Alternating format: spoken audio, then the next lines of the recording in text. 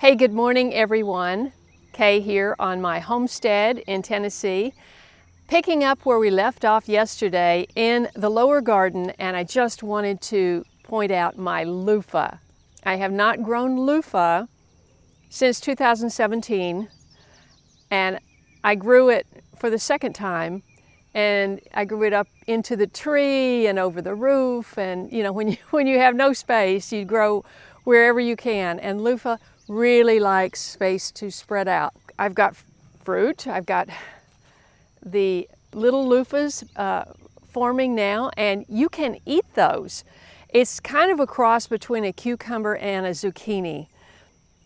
And I believe it's an acquired taste, but they eat it all over Asia and Central America and everything.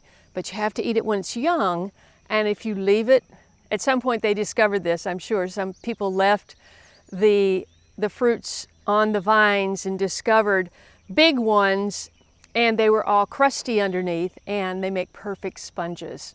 So that's how you get the sponges. And if you want to know more about it, I have a great video, and I'll put the link right up there.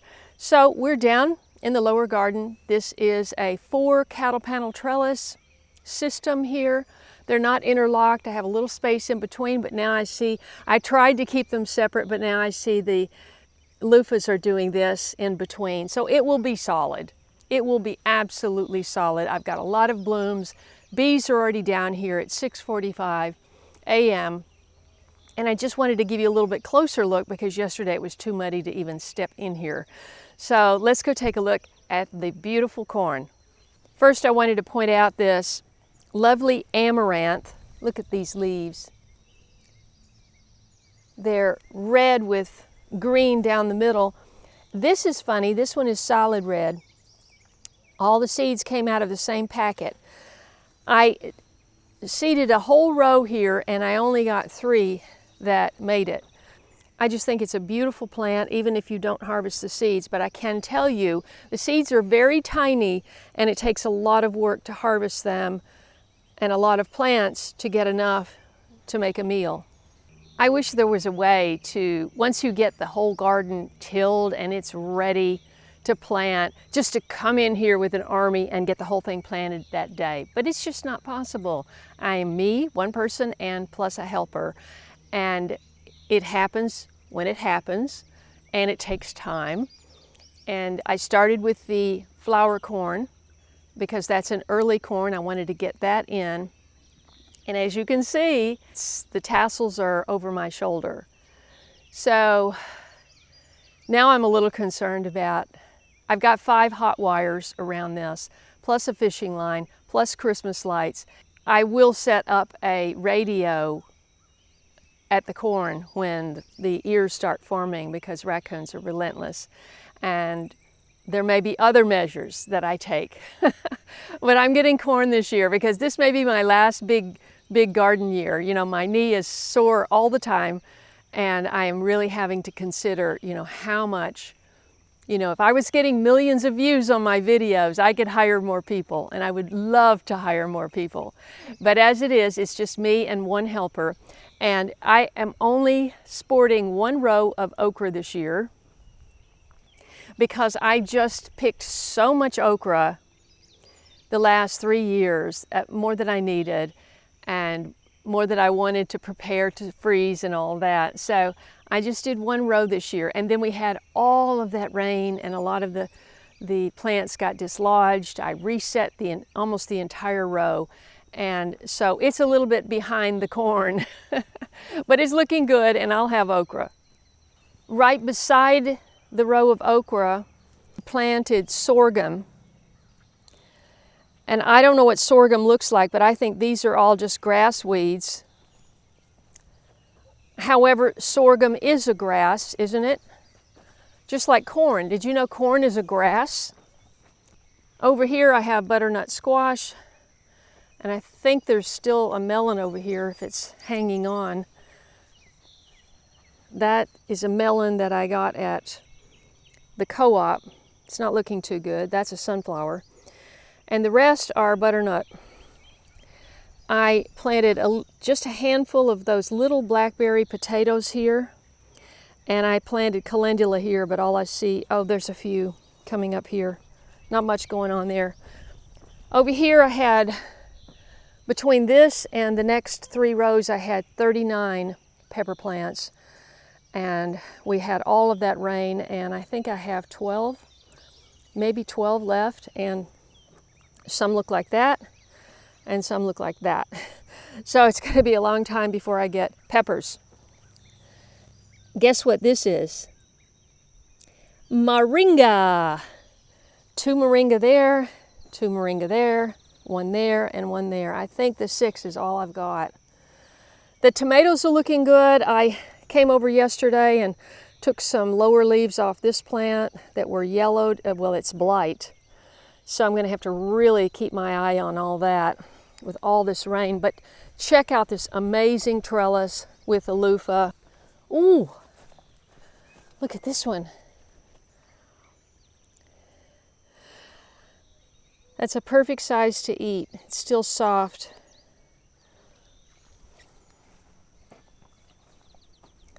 I think I saw another big one somewhere.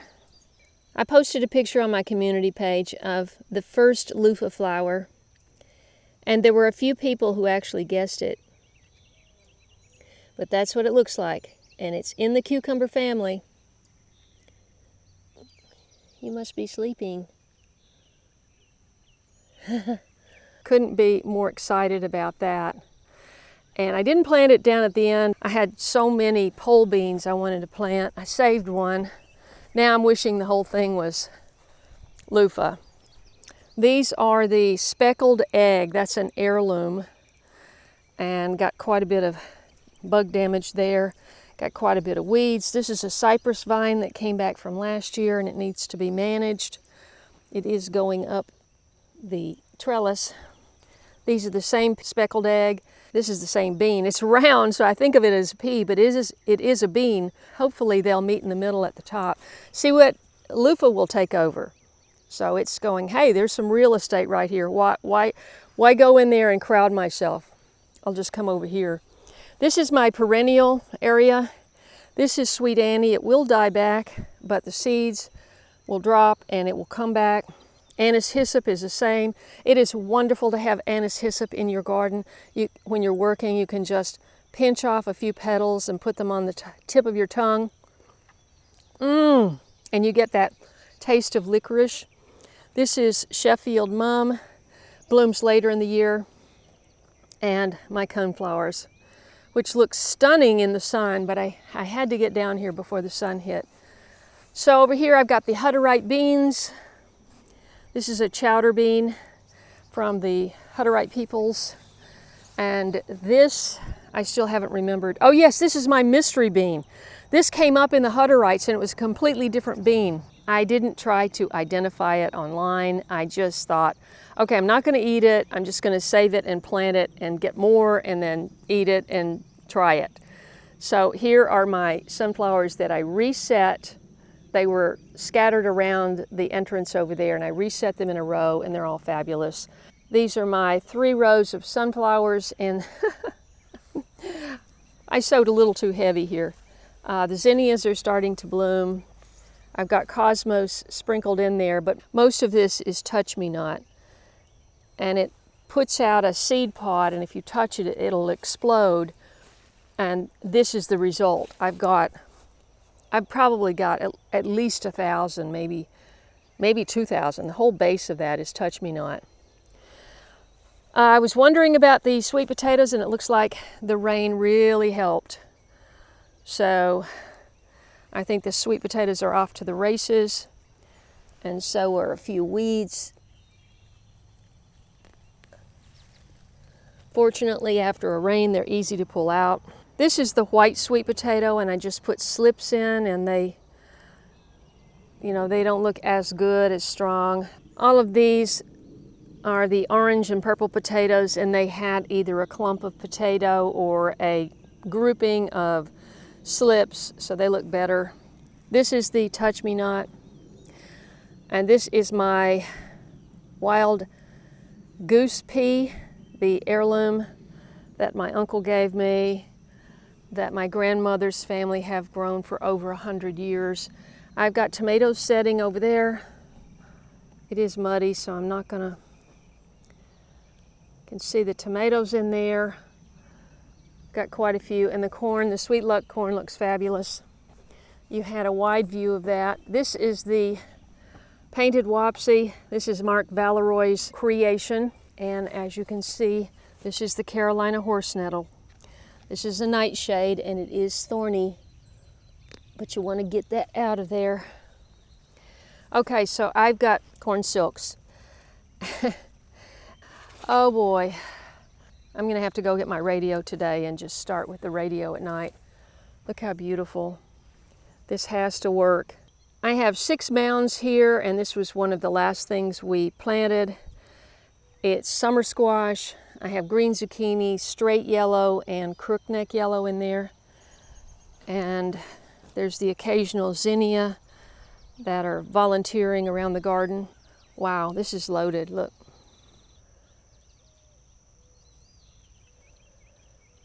I've tried hard to get them against the fence. Now, sometimes tomatoes do this when the leaves curl, and that always scares me a little bit.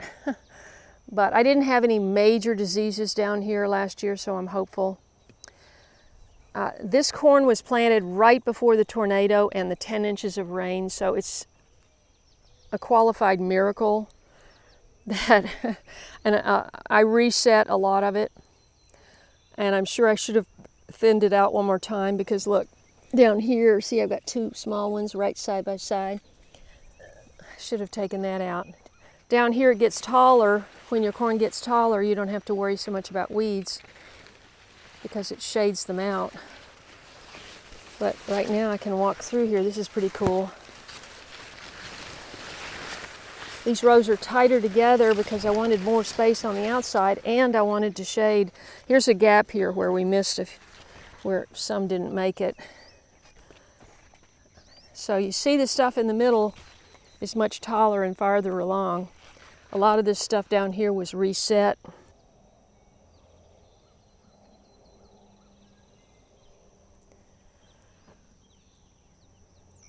You see how thick the weeds can get. And the reason I didn't have this tilled is because I've got some good stuff in here, but I've got really bad stuff too. Oh, I'm telling you, that has thorns all the way down to the ground. So you can see, got a lot of weeding to do. My focus has just been on keeping the weeds off of the plants, keeping the rows neat, but it needs another go over. I just wanted to point out the artichoke. This was overwintered, had a lot of hay on it. I planted 6 last year, and this is the only one that survived the winter. And it's looking great. Very excited. These tomatoes are looking pretty good. Not as good as the other ones up over there and up above, but some of these peppers are looking good. And I think this is a pepper that Jamie gave me, I'm not sure. This is the blue spice basil.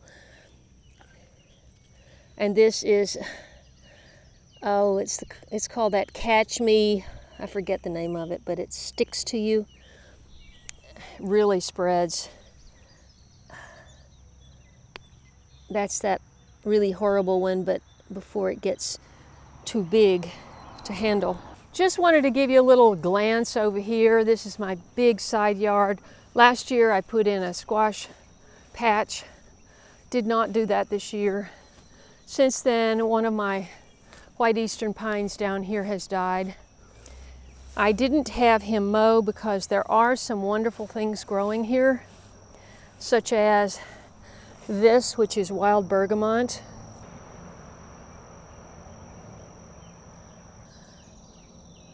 And I want to do a video on that. There's some more over here. This could have been in the packet of wildflower seeds that I distributed 2 years ago. I'm not sure. This is, that's a Japanese beetle. They're out in force. That's new, I'm not sure what that is. Oh look, wonderful discovery. This is a second-year mullein plant, and here are the flowers. So I can come and collect flowers and make some more earache oil. I have a video on that. I'll put the link right above. So there's a bunch of stuff in here. I'm not sure. Of course, most of it is weeds and needs to go. And we've got a big tree down over there. You see part of it is just broken off and hanging up there. All that looks bad. We're going to try to get after that when I get back. This is burnweed.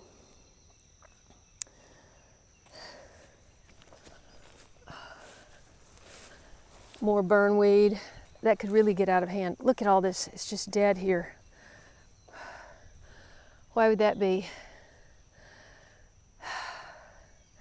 Maybe it's my septic field. I'm going to have to ask about that. That is dock with 10 million seeds. That's going to be everywhere. This is moth mullein, which I really like. I guess it's a relative of mullein, but look at these pretty flowers. And this is the leaf, in case you have it. There's a bunch of it over there. And my hazelnuts, I've got a little bit of action on the hazelnuts there. The deer pretty much keep that pruned. Oh, these are all 2-year. Some of my early ones really died off, so I can come and take these flowers. And unfortunately, the whole top cone does not bloom at once. These flowers come out, when they come out, and you have to be on top of it if you want to collect enough. Okay, to bring an excavator up here is pretty hard on the ground. I thought maybe the leak was coming from the PEX line that I had put in 21, which has access down to the valve. But that wasn't it.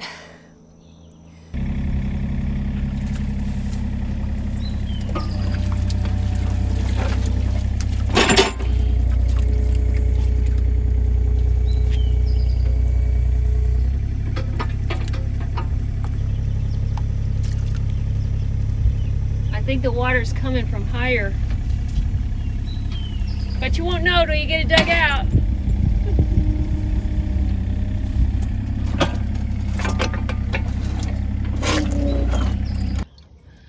Okay, so the problem has been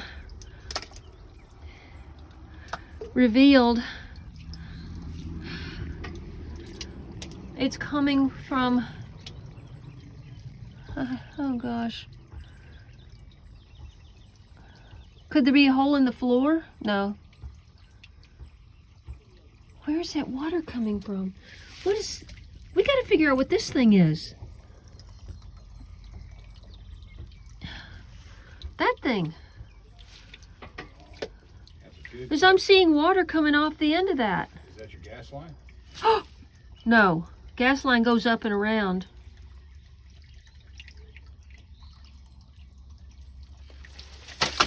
Oh dear.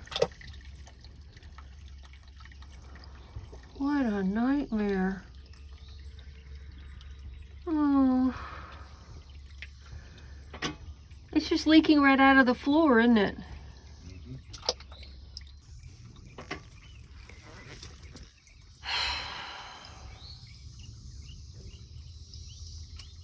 So this is the rest of the side yard that runs pretty much to the property lines. And I've got 3 pecan trees.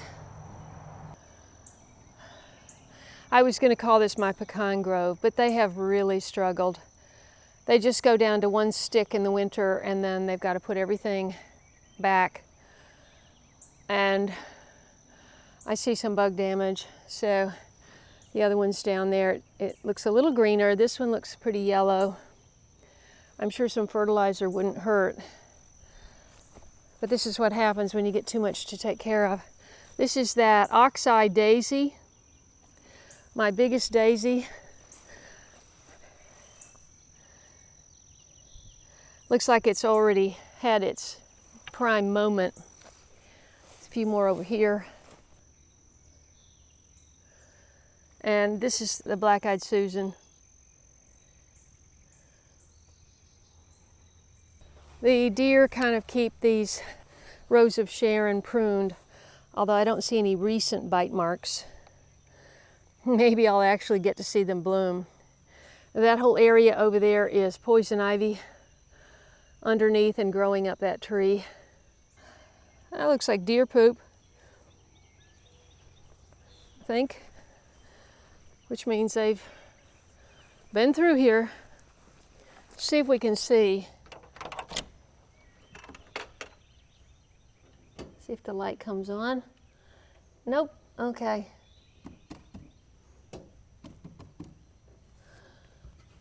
Oh man, I don't see a lot of water in there.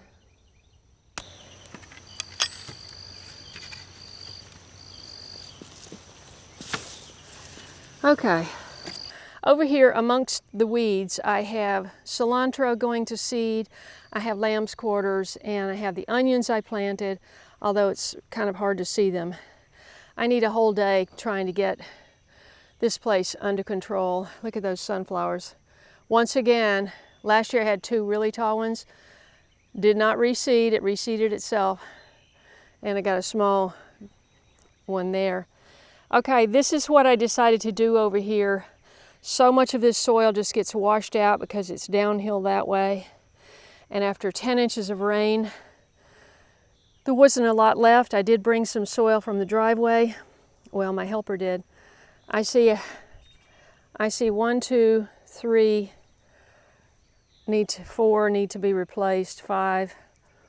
I've got some more slips in the house and I'll be popping those in. Maybe tomorrow. It's going to be just a degree or so cooler. It is 100% humidity and it's going up to 92 today. So a lot of the beans got washed out from the original flooding, but there are 4 different kinds of pole bean on here, and it will be interesting to see if I get enough for a meal. Very pretty sunflowers. Yeah, I just need to rework all this, although I did put some seeds in, some melon seeds, and I thought, well, by the time melons gets growing, I'll have been in here and gotten this weeded. This is cardinal basil. That's supposed to put out red flowers. Can't wait.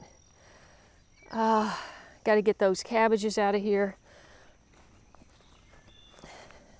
Planted those too late. Tomatillo here, lamb's quarters, and all that's lamb's quarters. And this is the red clover. I've got a red clover video, what to do with red clover. And I planted cushaw down here, but I don't see anything. And this is one cushaw right here. If I just had one good plant, I could have several, and that would be fine with me. Well, it looks like the beans did not do well. I planted a whole row of I think they're Gold Marie. Yeah. And it looks like I only have a half a dozen plants. These are looking good though. They're going up. And on the back side, I planted the giant squash.